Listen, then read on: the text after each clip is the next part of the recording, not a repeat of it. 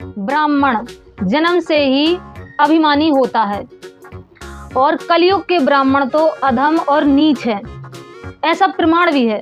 अति नरक में जाएंगे सारे के सारे ब्राह्मण, नरक में जाके गिरे गए। फिर तो उन ब्राह्मणों ने यह हल्ला मचा दिया कि इस दुष्ट गौतम ने गौ की हत्या कर दी। अब देख लिया आपने कि इन ब्राह्मणों ने जिन गौतम ऋषि का अन्न खाया, उन्हीं गौतम ऋषि को बदनाम करने के लिए, गौ हत्या लगाने के लिए कितनी भयानक चाल चल दी।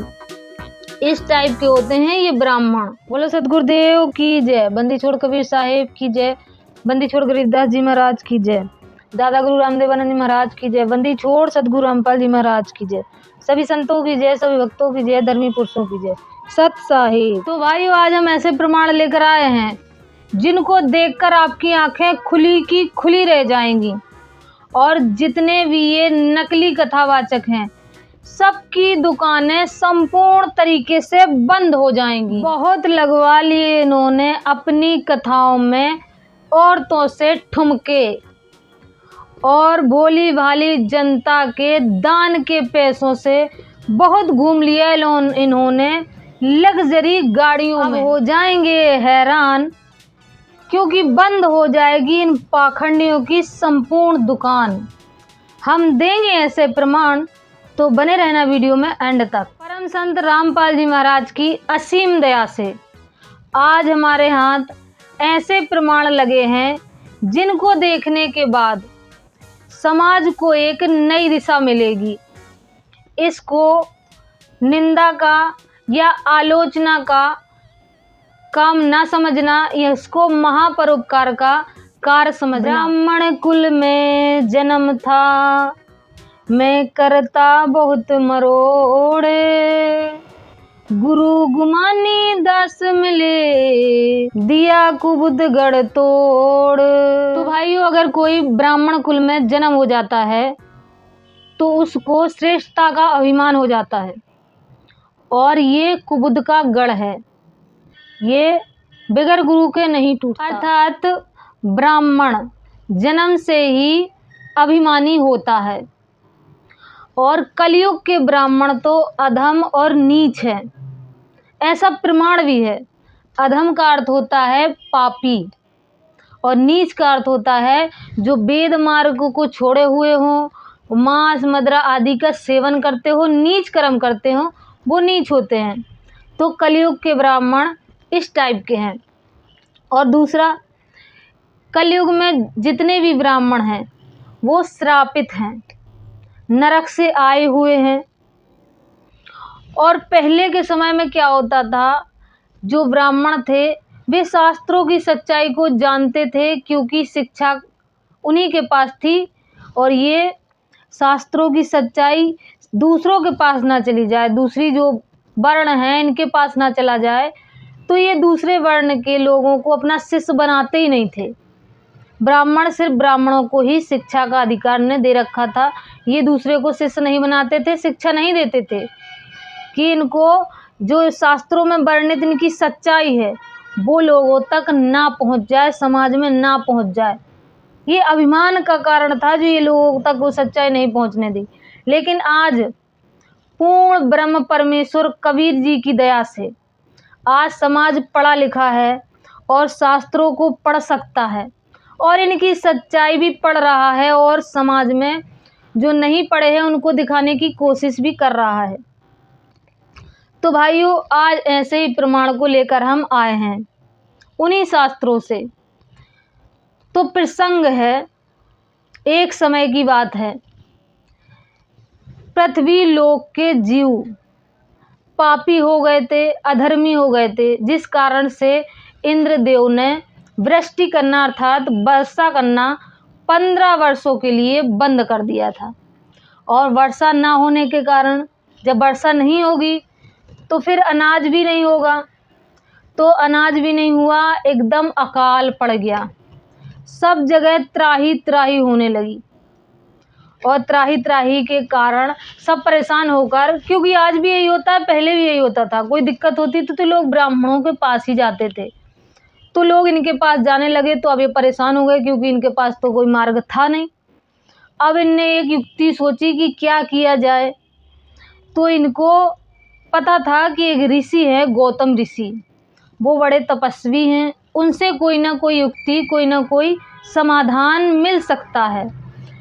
तो ये सारे के सारे ब्राह्मण गौतम ऋषि जी की शरण में। गौतम ऋषि के पास एक पात्र था जिसमें कभी अनाज कम नहीं पड़ता था। जितने लोग चले आओ सभी को वो भोजन करा देते थे। वस्त्र आभूषण सभी उस पात्र से निकल आते थे। तो बस क्या था, गौतम ऋषि ने वो तुरंत ही वो पात्र निकाला और उसमें से अनाज, आभूषण, सब चीज़ें उसमें से निकलने लगी। तो गौतम ऋषि ने सभी को वितरित करना प्रारंभ कर दिया। अब सब जगह गौतम ऋषि ही सबको भोजन भंडारा कराते और सबकी व्यथाएं गौतम ऋषि दूर करने लगे।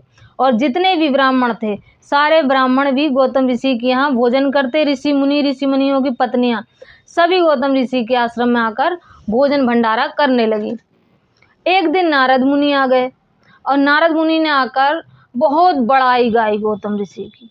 कह रहे, गौतम ऋषि आपकी बड़ाई तो इंद्रदेव भी करते हैं, आपकी वजह से कोई भूखा नहीं मर रहा है, सभी को आप अन्न दे रहे हैं, आप बहुत महान ऋषि बन गए हैं। तो इस तरीके की बड़ाई जब उन ब्राह्मणों ने सुनी तो बस उनके तन बदन में आग लग गई, क्योंकि इनका स्वभाव ही होता है, किसी दूसरे की बड़ाई ये सुन नहीं सकते। अब इन ब्राह्मणों के तन बदन में आग लग गई, ये जल गए, भुंज गए, बर गए, एकदम करिया पड़ गए गौतम ऋषि की बड़ाई सुनकर, उनका यश सुनकर। जिस गौतम ऋषि की आश्रम में बैठकर भोजन भंडारा कर रहे थे, उन्हीं गौतम ऋषि के खिलाफ इन्होंने षड्यंत्र रचना चालू कर दिया। एकत्रित होने लगे और योजना युक्ति सोचने लगे कि क्या योजना बनाई जाए कि गौतम ऋषि का जो यश है उसको ख़त्म कर दिया जाए और इसको बदनाम कर दिया जाए। यहाँ पर एक बात पर ध्यान देना, गौर करना कि जब अकाल पड़ा था, ये ब्राह्मण भूखे मर रहे थे, तब उन गौतम ऋषि ने इनकी मदद की थी और इनको भोजन भंडारा करवाया था, इनकी व्यथाएं दूर की थी। उसके बावजूद उन्हीं गौतम ऋषि को बदनाम करने की इन्होंने कोशिश की। ये हम नहीं कह रहे हैं, ये शास्त्र प्रमाण है। जब ये उन गौतम ऋषि के नहीं हुए तो ये आपके क्या होंगे? तो क्या ऐसे ब्राह्मणों से आप कथा करवाना चाहेंगे?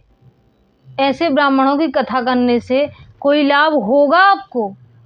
भाइयों, ये सारे ब्राह्मण एकत्रित हुए और एकत्रित होने के बाद इन्होंने एक मंत्र से एक वृद्ध एकदम जीर्ण शीर्ण हालत में एक गाय बनाई और गाय बनाकर वहाँ पर ले जाके इन्होंने खड़ी कर दी जहाँ पर गौतम ऋषि हवन कर रहे थे। और वहीं पर जाके इन्होंने उस गाय के प्राण छीन लिए, क्योंकि इनकी बनाई हुई माया की वो गाय थी। जैसे ही वो गाय मर गई तो ये सब जगह चिल्लाने लगे कि गौतम ऋषि ने हत्या कर दी, गौतम ऋषि ने हत्या कर दी। उनका यश खत्म करने के लिए इन्होंने ऐसी घिनौनी चाल चली। तो देखिए एक प्रमाण, ये वही श्रीमद् देवी भागवत और ये गीता प्रेस गोरखपुर से छपी हुई है। बारहवां स्कंद है और पेज नंबर है 933। व्यास जी कहते हैं, राजन, एक समय की बात है, प्राणियों के कर्म का भोग कराने के लिए इंद्र ने 15 वर्षों तक जल बरसाना बंद कर दिया। 15 वर्षों तक वर्षा बंद हो गई तो फिर बहुत बुरी हालत हो गई। ऐसी बुरी स्थिति में बहुत से ब्राह्मणों एकत्रित होकर यह उत्तम विचार, इन ब्राह्मणों ने सोचा कि गौतम ऋषि बहुत बड़े तपस्वी हैं और उनके पास पहुंच गए। इस अवसर पर वे ही हमारे इन दुखों को दूर कर सकते हैं। गौतम ऋषि, सारे ब्राह्मण गौतम ऋषि के पास पहुंच गए। तो भाइयों, इस कथा में बहुत बड़ा अकाल का विस्तार है, बहुत जनहानि हुई थी। तो इसको आप विस्तार से अपने घर पे पढ़ लेना, हम आपको मेन पॉइंट बता दे रहे हैं। पेज नंबर है 935। उस समय वहाँ जितने भी ब्राह्मण थे, मुनि के द्वारा ही उन सब के भरण पोषण की व्यवस्था होती थी। एक गौतम मुनि के द्वारा जितने भी ब्राह्मण थे सबका भरण पोषण उस समय हो रहा था। अब देखा आपने कि गौतम ऋषि से ये सारे ब्राह्मण भोजन पा रहे थे। अब जिनसे भोजन पा रहे थे, जिनसे भरण पोषण इनका हो रहा था, ये ब्राह्मण उन्हीं के नहीं होंगे, उन्हीं गौतम मुनि के, उन्हीं गौतम ऋषि के नहीं होंगे। देखना आगे। तदंतर कुछ दिनों के बाद धरातल पर वृष्टि होने लगी। अब इंद्रदेव प्रसन्न हो गए थे, क्योंकि मुनि बराबर गौतम मुनि हवन यज्ञ करते थे, तो उससे धरातल पर वृष्टि होने लगी। उन कृतघ्नी ब्राह्मणों ने माया की एक गौ बनाई। उस गौ का शरीर जीर्ण क्षीण था, वह अब मरना ही चाहती थी। जिस समय मुनिवर गौतम जी हवन काल उपस्थित होने पर अब एक इन्होंने गाय बनाई गौतम मुनि को बदनाम करने के लिए। यज्ञशाला में हवन कर रहे थे, उसी क्षण वह गौ वहां पहुंची। मुनिवर ने हूँ इन शब्दों से उसे वारण किया। इतने में ही उस गौ के प्राण निकल गए। फिर तो उन ब्राह्मणों ने यह हल्ला मचा दिया कि इस दुष्ट गौतम ने गौ की हत्या कर दी। अब देख लिया आपने कि इन ब्राह्मणों ने जिन गौतम ऋषि का अन्न खाया, उन्हीं गौतम ऋषि को बदनाम करने के लिए, गौ हत्या लगाने के लिए कितनी भयानक चाल चल दी। इस टाइप के होते हैं ये ब्राह्मण। फिर क्या था, गौतम ऋषि ने आंखें मूंद कर समाधि में स्थित हो गए हो। इसके कारण पर विचार करने लगे। उन्हें तुरंत ही पता लग गया कि यह सब इन ब्राह्मणों की ही काली करतूत है। गौतम ऋषि ने अपने तपस्या के प्रभाव से तेज से तुरंत आंखें बंद की और उन्हें देख लिया कि ये ब्राह्मण ही काली करतूत कर रहे हैं गौतम ऋषि जी को बदनाम करने के लिए। तो गौतम ऋषि इनसे क्रोधित हो गए और क्या बोले, संपूर्ण ब्राह्मणों को उन्होंने यह श्राप दे दिया। अब गौतम ऋषि क्रोधित हो गए और सारे ब्राह्मणों को श्राप दे डाला। ये देखिए गौतम ऋषि जी खड़े हैं, ये गाय मरी पड़ी है, ये वही पापी अधम नीच ब्राह्मण खड़े हैं। अब गौतम ऋषि जी बोले, अरे अधम ब्राह्मणों, अधम का अर्थ होता है पापी। अरे पापी ब्राह्मणों, आज से तुम वेद माता गायत्री के ध्यान और उनके मंत्र जप के सर्वदा अनधिकारी हो जाओ। कि ना तो तुम ध्यान कर सकते हो, ना वेद का मंत्रों का जाप कर सकते हो, इन सब के तुम अनधिकारी हो जाओ। इनका अधिकार ब्राह्मणों से गौतम ऋषि ने छिन जाए, ऐसा श्राप दे दिया। वेदों युक्त यज्ञ तथा वेद की वार्ताओं में तुम अधम ब्राह्मणों का सर्वथा अनधिकार हो जाए। अब आज के जितने भी ये ब्राह्मण हैं, ये वेद से और वेदों के यज्ञ से, इनसे ये सर्वथा श्रापित हैं। अगर आप इनसे यज्ञ हवन आदि करवाते हैं, कथा करवाते हैं, तो उससे आपको कोई लाभ नहीं होगा, क्योंकि ये श्रापित हैं। अब ये कलयुगी ब्राह्मण ये वेद के और यज्ञ के ये अनधिकारी हैं, ये इनको कराने के अधिकारी नहीं है, क्योंकि इनको श्राप लगा हुआ है।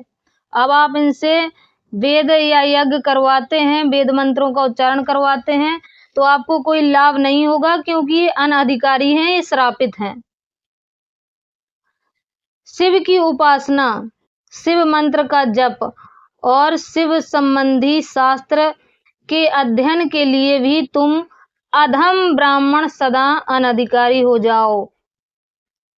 इति सिद्धम कि कलयुगी जो ब्राह्मण हैं वे शिव की उपासना और शिव जी के मंत्र, अर्थात जो ये आप लोग रुद्राभिषेक करवाते हो, इन सब के ये ब्राह्मण, कलयुगी ब्राह्मण इन सब के अधिकारी नहीं हैं, ये अनधिकारी हैं, इनको अधिकार नहीं है ये सब करने का। मूल प्रकृति भगवती श्री देवी के ध्यान तथा उनकी कथा के श्रवण में तुम्हारा अधिकार नहीं होगा। अब मूल प्रकृति दुर्गा जी की भक्ति पूजा करवाने के, कथा करने के भी अधिकारी नहीं है। अब नवरात्र आने वाला है और जो भी लोग इन ब्राह्मणों से जागरण करवाते हैं, वो भी एक जागरण करने के अधिकारी नहीं है। ये कलयुगी ब्राह्मण, अधम ब्राह्मण, इनको श्राप है, ये अधिकारी नहीं है। इसको करवाने से आपको कोई भी लाभ नहीं होगा, जिससे तुम सदा नीच श्रेणी के ब्राह्मण समझे जाओगे।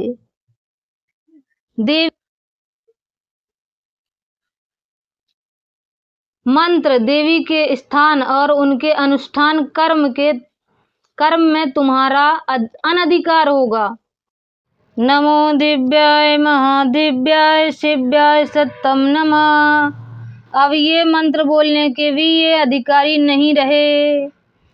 देवी के जितने भी स्थान हैं, 52 शक्तिपीठ, यहाँ पर भी ये पूजा करने के, उपासना करने के, वहाँ बैठने के अधिकारी नहीं रहे।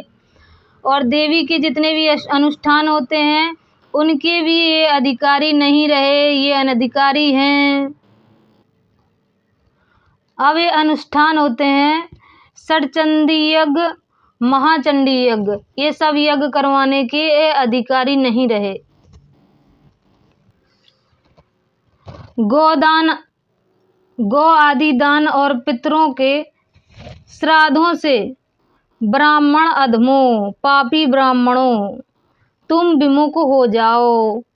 अब गोदान के भी अधिकारी नहीं हैं और ये पितरों के श्राद्ध आदि में ये भोजन भंडारा करने चले आते हैं, उसके भी ये अधिकारी नहीं हैं। इनको खिलाने पिलाने से कोई लाभ नहीं होने वाला। तो भैया आप पढ़े लिखे बनो और पढ़ो और समझो। इन श्राद्ध में, इन पितरों की श्राद्ध राध में इन ब्राह्मणों को न बुलाना, क्योंकि इनसे कोई फायदा होने वाला नहीं है, क्योंकि ये अधम ब्राह्मणों, ये पापी ब्राह्मण है। अधम ब्राह्मणों, वेद का विक्रय करने वाले तथा तीर्थ एवं धर्म बेचने में लगे हुए नीच व्यक्तियों को जो गति मिलती है वही तुम्हें प्राप्त हो। जो वेद को बेचने वालों को नीच गति होती है वही इन ब्राह्मणों को प्राप्त होगी, ऐसा इनको श्राप है। वेद तो वैसे ही बेचने लगे हैं। तुम्हारे वंश में उत्पन्न स्त्री तथा पुरुष मेरे दिए हुए श्राप से दग्ध होकर तुम्हारे ही समान होंगे। अब इनको तो श्राप लगा तो लगा, इनके वंश में जो उत्पन्न होंगे स्त्री व पुरुष, सारे के सारे सभी को श्राप लग गया। ये सारे के सारे अधम ब्राह्मण और नीच ब्राह्मण, पापी ब्राह्मण हो गए। अब इसी श्राप के कारण अब जितने भी ये ब्राह्मणों के घर में बच्चे पैदा हो रहे हैं वो अधम अर्थात पापी हैं और नीच अर्थात मांस मदिरा आदि का भक्षण करने वाले हैं। इसी श्राप के कारण इनके घर में ऐसे बच्चे उत्पन्न हो रहे हैं।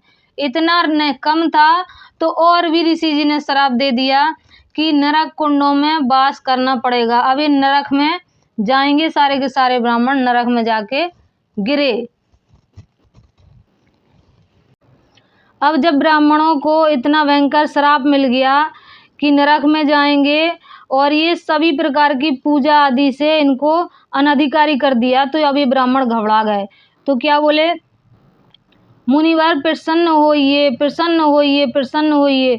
उनके चरणों में गिरकर प्रसन्नता की भीख मांगने लगे, प्रार्थना करने लगे।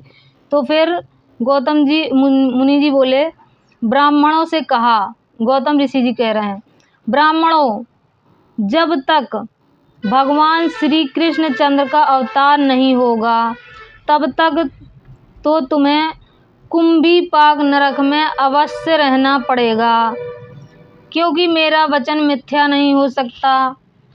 यह तुम्हें समझ लेना चाहिए। उन्होंने कहा कि जब तक श्री कृष्ण का जन्म इस धरती पर नहीं होगा तब तक आपको कुंभीपाक नरक में रहना पड़ेगा।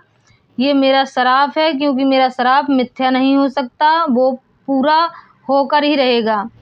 इसके बाद तुम लोगों का भूमंडल पर कलयुग में जन्म होगा। कलयुग में जन्म होगा भूमंडल पर। जब श्री कृष्ण आकर और चले जाएंगे उसके बाद कलयुग लगेगा, तो भूमंडल में इनका फिर से कलयुग में जन्म होगा। मेरी कही हुई ये सभी बातें होकर रहेंगी, ये अन्यथा नहीं हो सकती। यही कारण है कि भगवान श्री कृष्ण के परम धाम पधार जाने पर जब कलयुग आ गया तब कुंभीपाक नरक से वे ब्राह्मण निकल आए। भूमंडल पर उनकी उत्पत्ति हुई। पूर्व काल में जितने ब्राह्मण श्राप से दग्ध हो चुके थे वे ही त्रिकाल संध्या से हीन तथा गायत्री की भक्ति से विमुख होकर ब्राह्मण की जाति में उत्पन्न हुए हैं। उस श्राप के प्रभाव से ही वेद के प्रति उनमें श्रद्धा नहीं रही और वे पाखंड का प्रचार करने लगे। अब जितने भी ये कलयुग के ब्राह्मण हैं उस श्राप के प्रभाव से इनका जन्म तो हो गया यहाँ पर कलयुग में, लेकिन ये सब के सब वेद मार्गों को छोड़कर पाखंड का प्रचार करने लगे। जैसे कि आप सभी लोग जानते हैं कि मूर्ति पूजा आदि का विधान कहीं वेदों में नहीं है और ये पाखंड फैला रहे हैं, ये पाखंड करवा रहे हैं। कथाओं में नाचने का नाच डांस करवाते हैं आदि, ये बहुत सी प्रक्रियाएं करवाते हैं जो वेदों में वर्णित नहीं है और भक्ति मार्ग से कोई लेना देना जिनका नहीं है, ऐसे पाखंडी करा रहे हैं, प्रचार कर रहे हैं पाखंड का। तो भाइयों एक बात यहाँ पर याद रखना कि जितने भी कलयुग में ब्राह्मण हैं, जितने भी कथावाचक हैं, कथा करवा रहे हैं, ब्राह्मण हैं, वे सब के सब कुंभी पाक नरक से आए हुए ब्राह्मण हैं, निकले हुए ब्राह्मण हैं। ये आपको अगर आप इनके बताए हुए मार्ग पर चलेंगे, इनसे कथा करवाएंगे तो ये आपको भी नरक में ले जाकर ही छोड़ेंगे।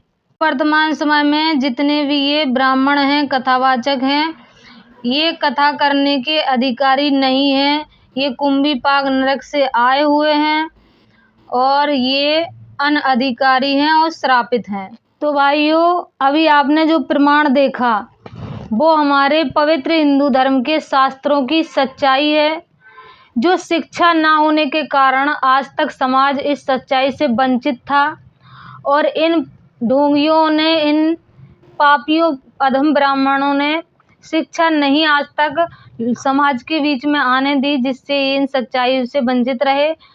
परम संत रामपाल जी महाराज की असीम दया से आज ये सच्चाई समाज में जा रही है और लोग इस सच्चाई से परिचित हो रहे हैं और अपना कल्याण भी करा रहे हैं। संत रामपाल जी महाराज कहते हैं कि जीव हमारी जाति है, मानव धर्म हमारा, हिंदू मुस्लिम सिख ईसाई धर्म नहीं कोई न्यारा।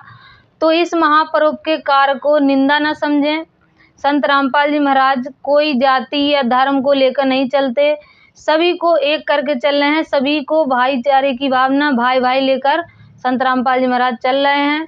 कोई जाति धर्म से संत रामपाल जी महाराज का कोई लेना देना नहीं, सब एक हैं। संत रामपाल जी महाराज के दरबार में एक मानव समाज है। तो भाई आज जितने भी कथावाचक हैं उन सभी लोगों से हम प्रार्थना करना चाहेंगे कि आप लोग कथा करने के अधिकारी नहीं हैं। अगर आप पहले पढ़ चुके हैं तो उस चीज़ को स्वीकार कीजिए और नहीं पढ़ा है तो अब समझ लीजिए कि आप कथा करने के अधिकारी नहीं हैं। आप भी संत रामपाल जी महाराज की शरण में आकर अपना और अपने परिवार का और अपने अनुयायियों का कल्याण करवाएं, क्योंकि मान बढ़ाई में कुछ नहीं रखा है। और इस पुस्तक में, इसी श्रीमद् देवी भागवत में आगे ये भी लिखा है कि आगे आप अगर इस तरीके के आचरण करेंगे, जो चीज़ मना है अनुष्ठान करना, कथा करना, ये सब करेंगे आप, तो आप पुनः उसी कुंभी पाक नरक में फिर से जाएंगे। तो अगर नरक से बचना चाहते हैं तो अभी समझ जाएं, अभी समय है, मनुष्य जन्म आपका चल रहा है।